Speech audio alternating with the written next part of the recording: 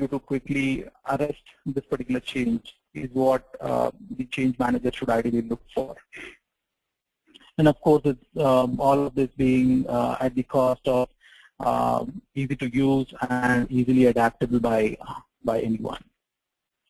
Okay, so now we'll start getting into the specifics of what a test composer should contain and how it should go ahead and build, and what kind of design considerations you should have while building such a test composer. So an object repository manager should basically have something like either in your sophisticated manner you can have your own object spy which purely works on Selenium, or you could have a repository where you can create your own objects. This is especially useful if you are going and automating a lot of test cases. Not only, I mean, when you even don't have your applications ready, right? So you can go ahead, create your objects, create your object identifications and attributes purely based on how the layout is going to look, or the kind of UI wireframes or specifications that you have from your dev teams. So all of that, right? And then make sure that you map your objects to test case usage. So whenever you have objects, whenever you have attributes, you go ahead and make sure that you map them to your test cases. So any of your test case changes, any of your object changes, you can easily arrest it, that sort of a change in test cases. So that will kind of give you, if not very sophisticated, at least to begin with, a good decent level of understanding of if an object changes, what are the test cases that are going to be impacted by it and things like that.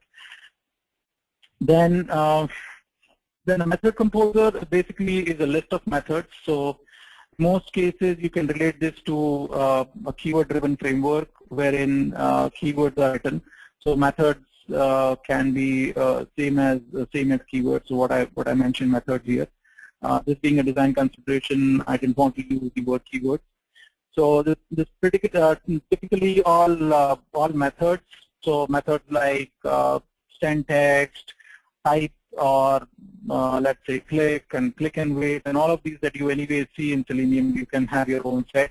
For all different kinds of technologies, different platforms, different browsers, you don't need to kind of write anything specific unless in very rare situations that you'll have to.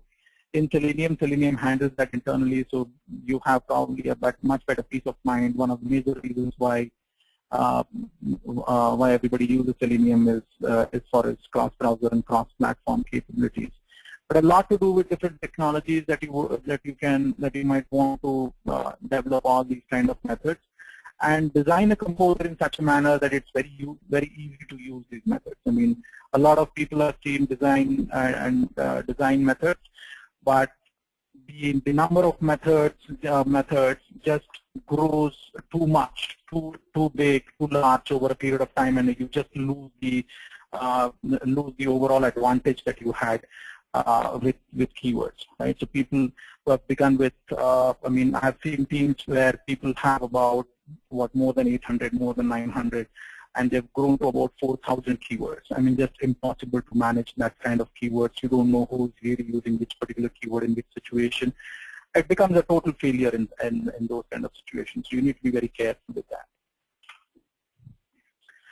So with the test manager, data manager, this here I'm talking only about management, but you can get into generations as well.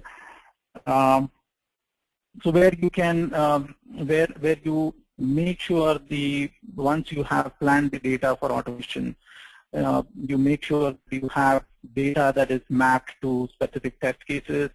If data needs to be shared across test cases, it's global data, you go ahead and map that specific level of data. If you want data sets that need to be shared across test cases, right?